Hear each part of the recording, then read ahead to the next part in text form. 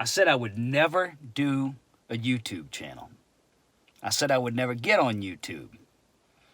I'd have to do silly things like learn how to use cameras and plug them into computer things and learn how to use microphones and all kind of stuff like mic preamps and optical compressors and analog to digital interfaces and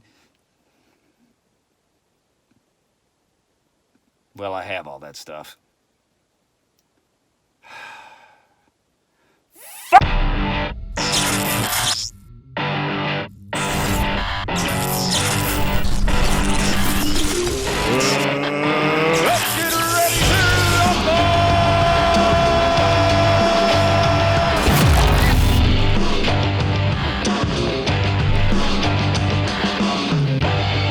Oh my Lord, what am I doing? What am I doing? Doing something I really never thought I would ever do. Oh man, you know, I'm so used to being behind a camera as opposed to in front of it. This is not usual me. But I wanted to take an opportunity to come on here, and I thought my first foray into YouTube should be to tell everyone a little bit about myself, why I'm here. But more specifically, I wanted to make this a tribute to the ladies and gentlemen on YouTube that have inspired me, I guess, for lack of better words, to figure out that, you know what, us 40-somethings and over can have fun in here too. The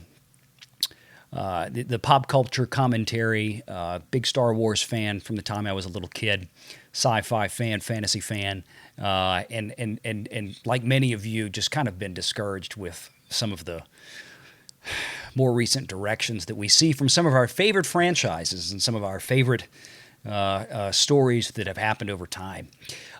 So I wanted to start by giving a bit of a shout out to a few folks in particular. Some of you guys may have noticed my handle popping up recently, relatively recently, in fact, as my typical YouTube Google profile. I decided, you know what, I need to get an actual YouTube handle. So I kind of semi-abandoned my my older one so I could have something a little bit more anonymous, but it's something with a kick.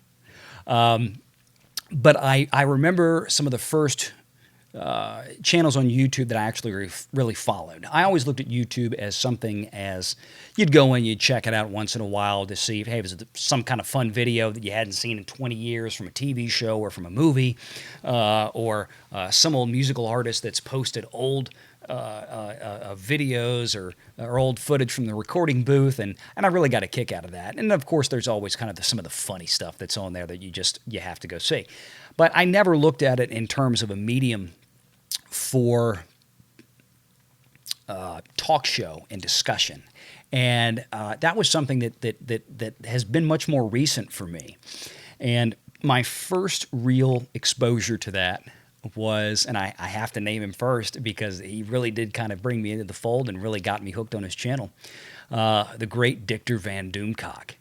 I found his channel. It's probably a couple of years ago now. It was right around in between the time of Last Jedi and Rise of Skywalker, which, yeah. And that's pretty much what got me into his channel. And then from there, it tended to branch out into, of course, some of the other channels that he was a guest on or was affiliated with, and eventually found the wonderful crew at Midnight's Edge. And Tom and Rob, and of course the big man Andre. Love you guys very much. I have, as time has gone on these last several months, become more a frequent daily kind of viewer, listener for you guys' show, and it's great. It's very well done, and I have enjoyed the heck out of the commentary and just the rapport that you guys have with each other in different points of view. It's been terrific. All right, so let's talk about the next trio here. Drunk Cobra Theory.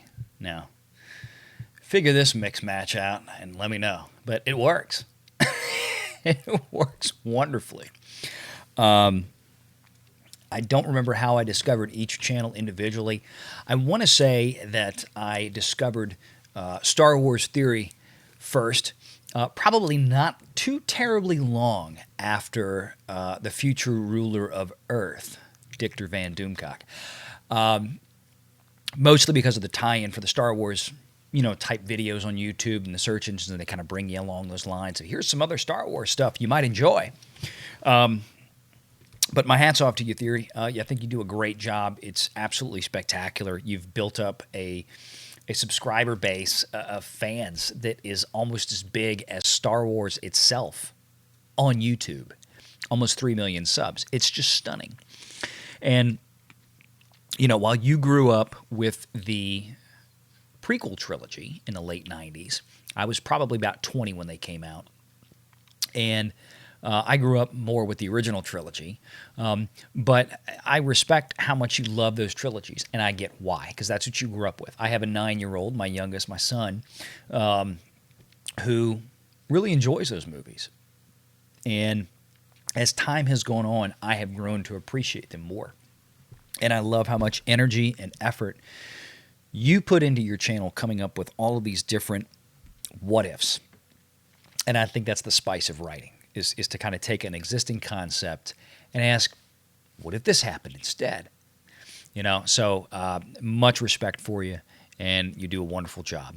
Jeremy, over at Geeks and Gamers, I love the sarcasm. I love the snarkiness. I'm kind of right there with you. Personality-wise, I think you and I get along real well. I do enjoy it quite a bit, and I think the mix with you and Theory is great. And, of course, the guy who somehow put it all together, Jay over at Drunk 3PO. I think Tom said this on a Midnight's Edge show a few days ago, as a matter of fact, and said that, Jay makes us all look bad because he's such a nice guy. It was something to that effect. But I think it's true. And I think that's one of the reasons why you have garnered such well-deserved attention on YouTube. Gina helps, but she's not why people are sticking with you. She's not why people are still on your channel. I think everybody recognizes that you're a very genuine person, and I wish you the best on the upcoming live streams for your charity event, I think coming up on February 7th, if I'm not mistaken. I'm sure I'll be there that night watching along with you guys. So thank you very much for all the great work that you do. All right, I've got a couple other folks I want to mention. I'm looking over at my list. I just want to make sure I don't miss anybody that kind of got me started on this. And there's a lot of channels that I really enjoy on YouTube, but it would take too long to kind of go through everything. But I wanted to hit kind of the high points here. Echo Base Network. Nick and Coach, I think you guys do a fabulous job. I absolutely love the way that you guys seem to take a very calm, pragmatic approach to commentary based on news about the goings-on in Star Wars or pop culture or things like this, and really kind of do some analytics on it. And I think it's great. And especially, and again, this is about the group of you guys. Everybody I've mentioned so far and those coming up, you all have such different personalities. And you take your approach to like Ryan Kennels at RK Outpost. Kind of a very cutting, cynical look at the direction of Star Wars. But I think that's great because we need people like Ryan on there to move the discussion forward.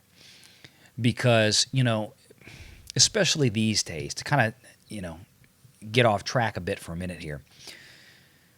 Too much of the problem with today's storytelling and just culture in general is so hyper-focused on diversity of sorts that it doesn't matter, right? The only kind of diversity that really matters in life is diversity of thought. That's what matters. Diversity of thought is what matters. And there's so little of it allowed, apparently, these days by modern culture. And it's a shame. And I think that's the thing that you guys are doing better than anyone else I've seen. Two other channels I want to mention, I'm going to kind of put them together because they both just keep me cracking up. is World Class Bullshitters, Jeff over there at World Class Bullshitters, and The Critical Drinker. I don't know if I have found another person besides The Critical Drinker that I agree with more on his commentary on some of my favorite old movies and the ones that I don't like. I don't know if I've run across a video yet of his to where I've said, you know, you're just straight up wrong, or I think we're right on target with each other. Enjoy the channel, and it absolutely is flipping hysterical the way that you do your shtick with those shows. It's just perfect. Keep doing you, man. Keep doing you. I think I've covered most everyone. There is one last person I kind of want to single out, just because, as I have with many of you, have super chatted in recent weeks and months. And again, the Valiant Renegade handle has only been in the last couple of weeks. But before that, it was something else. But it was super chatting on Gary's show at Nerdrotic earlier this week. And, you know, I mentioned to him, I said, hey, look, going to kind of come on the scene. I'm going to kind of jump into this YouTube thing. And I wanted my first video to kind of be a little bit of a tribute to you guys. And Gary was very encouraging, and I really appreciate that. His response was, do it. Just do it. Just get out there and do it. If you're going to have fun, just do it. If you're doing it to have fun. And that's what's so important. And yeah, I'm not here for the money. I'm not here for the subs. I don't care about any of that. None of that really matters to me. I mean, it'd be great. I mean, I'm not gonna say no, but if it goes nowhere, I don't care. I'm here to have fun. And you guys have inspired me to have that fun. So I just wanted to say thank you to everybody that I've mentioned so far. And then, can't forget this one. Anna, that Star Wars girl. I always see you popping up on the different shows. I've subscribed to your channel. I think you do great work with Star Wars. I really enjoy it. Again, it's that kind of snappy, snarky commentary, no holds barred stuff. It's just perfect. It's just perfect. We need more of this. So don't be discouraged by crap on Twitter and Reddit or God knows wherever else, what other kind of trash sites that we always hear about on the internet. Let it go. You guys do yeoman's work, and culture needs you. And I'm going to tell you why. We have lost our ability to tell stories anymore. And it's just, we need people like you guys speaking up for it. We really do. We need all of you guys speaking up for what we grew up with, what we miss, what's missing. It's not about, what type of person or what ethnicity or what background. Just tell good stories. Pop culture has gotten so beaten and so battered, and we desperately need voices like yours out there pushing back, because I think it's working. I think it's starting to work. It's going to take time, and it's going to take a lot of fighting, and I'll be right there with you guys.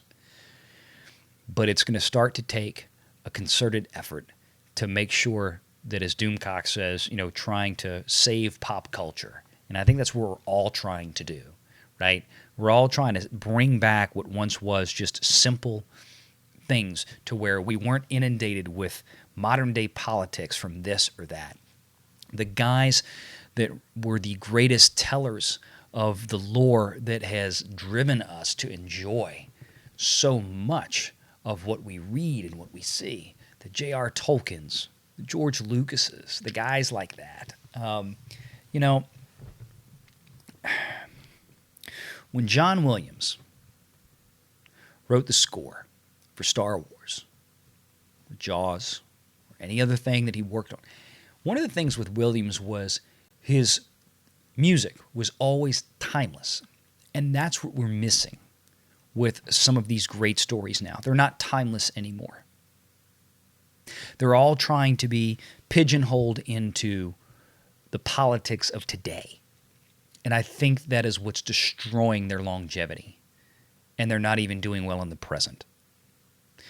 We need to get back to when we write stories and we want the stories that we want to see, that they're written to be good, because good is timeless. And that's what we're desperately missing. And that's what we want back. And I think that's what you guys and you ladies are doing your best to try to defend. Keep it up, and I'll be right there with you. Take care.